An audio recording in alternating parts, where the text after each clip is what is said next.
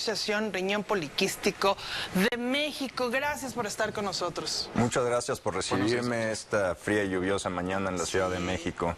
Sí, pero contento de estar aquí con ustedes. Poco complicado. Oiga, pues buscando conocer un poco más de esta enfermedad, ya presentamos un caso, pero ¿cuáles podrían ser los primeros signos de alerta? ¿Con qué doctor voy? ¿Qué tengo que sentir? De repente como que hasta nos acostumbramos a ciertos dolores y no les ponemos mucha atención. Así es, realmente el riñón poliquístico no duele de forma inicial.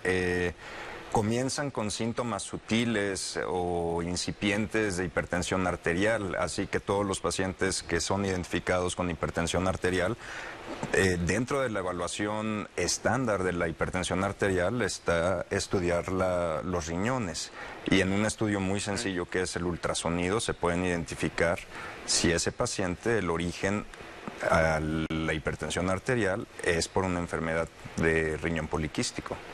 Doc, buenos días. Hablando justamente de esta condición del riñón, entiendo que es solamente de manera genética, o sea, es una mutación, no es un tema externo, no es un virus, no es una bacteria. No, es bien propuesto, es una enfermedad hereditaria, es autosómica dominante, eso quiere decir que en el 50% de los casos son heredadas hacia los hijos. Ok. ¿Cómo identificarlo entonces, o más o menos prevenirme de ver, tengo una herencia, una carga genética ahí que va, cómo me puedo cuidar y cómo empieza justamente esta enfermedad? O sea, ¿qué pasó en el padre o en el abuelo o en el bisabuelo que hubo ese cambio genético o esa modificación genética? Son mutaciones acumuladas. Esta enfermedad genética, hay una deficiencia en dos genes, PKD1 y PKD2. PKD1 afecta es el 85% de la causa de esta enfermedad, y PKD2 el resto 15%. Hay diferencia entre cada uno de las dos variantes. Uno está localizado en el cromosoma 16 y el otro en el cromosoma 4, y su comportamiento clínico es completamente diferente. No se puede hacer nada para prevenirlo. Un paciente que tiene riñón poliquístico, que se casa y desea tener hijos, necesita buscar consejo genético para hacer un rastreo en el árbol genealógico e identificar las posibilidades de que la descendencia puedan o no tener este riñón. ¿Existe la tecnología noble en México, en el mundo, de poder modificar estos genes todavía? No. No hay solución. Oiga, me llama mucho la atención, de repente no sabemos cómo a dónde o con qué doctor acudir. Usted es neurocirujano, usted es muy fregón. Cuéntenos un poquito sobre la relación que se tiene. La pregunta es brillante, y la realidad es que casi todo el mundo me la hace, porque ¿qué hace un neurocirujano en una enfermedad del riñón? Y la realidad es esta.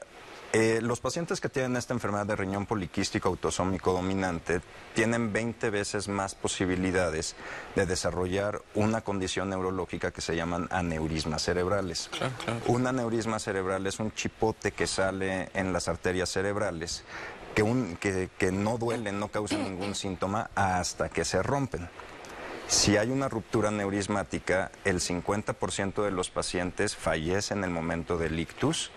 De la mitad que sobrevive, la mitad quedan con secuelas neurológicas devastadoras, es decir, menos de un 4% de los pacientes que tienen una ruptura aneurismática pueden regresar a la vida cotidiana como la conocemos ustedes y yo en este momento. Esa es la importancia, y lo que me llevó a acercarme al riñón poliquístico, y lo elegí como mi tema para cuando comencé el doctorado en ciencias, y sigo trabajando en encontrar la mejor forma para lograr relacionar el comportamiento de los genes con el desarrollo de los aneurismas cerebrales. Oiga, Doc, si es una condición que ya no tiene cura, ¿no? La gente que tiene este problema, ¿puede ser candidata a un trasplante, o con un trasplante no se soluciona esta cosa, o no entra para ser candidatos a trasplantes? La pregunta es muy buena, y los pacientes con riñón poliquístico a lo largo de la vida, a partir de los 55, 60 años, empiezan a tener una disminución en la tasa de filtración glomerular. Eso quiere quiere decir que el riñón se va apagando poquito a poquito, poquito a poquito. Okay. El tejido renal real va disminuyendo, la población de las células efectivas que nos ayudan a orinar, a purificar regular, todo, claro. A regular todo la homeostasis en el cuerpo se va perdiendo. Entonces, en algún punto sí llegan primero a terapia sustitutiva renal, que puede ser hemodiálisis, diálisis peritoneal, y al final, si ya la tasa de filtración es sumamente baja, pues sí terminan en un trasplante renal. Ok. No hay mortandad, pero sí una reducción importante de la calidad de vida. Sí, definitivamente, y sobre todo ya cuando se acercan o están en estos tratamientos sustitutivos renales. Que todos tienen que llegar ahí, o sea, porque decíamos que el testimonio incluso, pues, y usted nos lo reforzaba, en donde, a ver, no hay cura, hay un tratamiento que te ayuda un poco a vivir. Retrasarlo. Pero de que vas a llegar a ese punto, vas a llegar. No necesariamente. Okay. Depende si el paciente es PKD1 o PKD2, depende la edad de inicio. La hipertensión arterial en los pacientes con riñón poliquístico juega un papel fundamental. Mientras más controlada esté la presión arterial en un paciente con riñón poliquístico, su desenlace o su pronóstico va a ser mejor. O como decía David, si yo tengo una genética ya con esta condición o esta enfermedad, me voy cuidando este primer paso antes de llegar, claro, y posiblemente, pues no evitarlo, pero pues sí retrasar que aparezca. Se puede retrasar muchísimo tiempo y que el paciente se mantenga lo más funcional en el mundo laboral, en el escenario familiar, etcétera. Por eso es muy importante abordarlo no solamente teniendo la presión arterial baja, sino una orientación en dieta.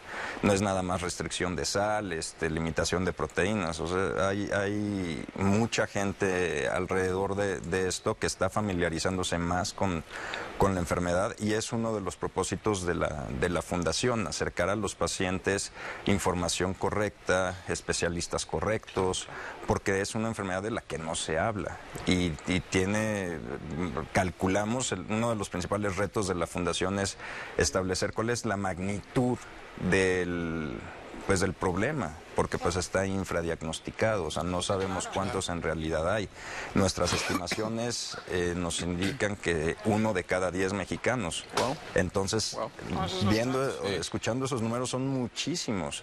Entonces, la importancia de tener información clara, porque cuando a un paciente le dicen riñón poliquístico, dicen, bueno, ¿y ahora para dónde me muevo? ¿No? ¿Qué hago? Sí, claro. Y eso es lo que la fundación quiere suplir, ese hueco de vacío que los pacientes les dan la noticia. Y, bueno, ¿y ahora qué tanto están capacitados los doctores para diagnosticarlo?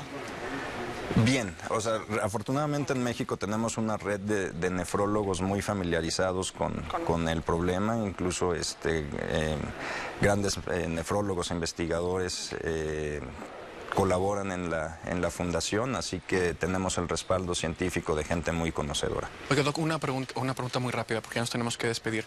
Ahora está dando el contexto de cuánta gente puede existir, que ni siquiera tiene el conocimiento.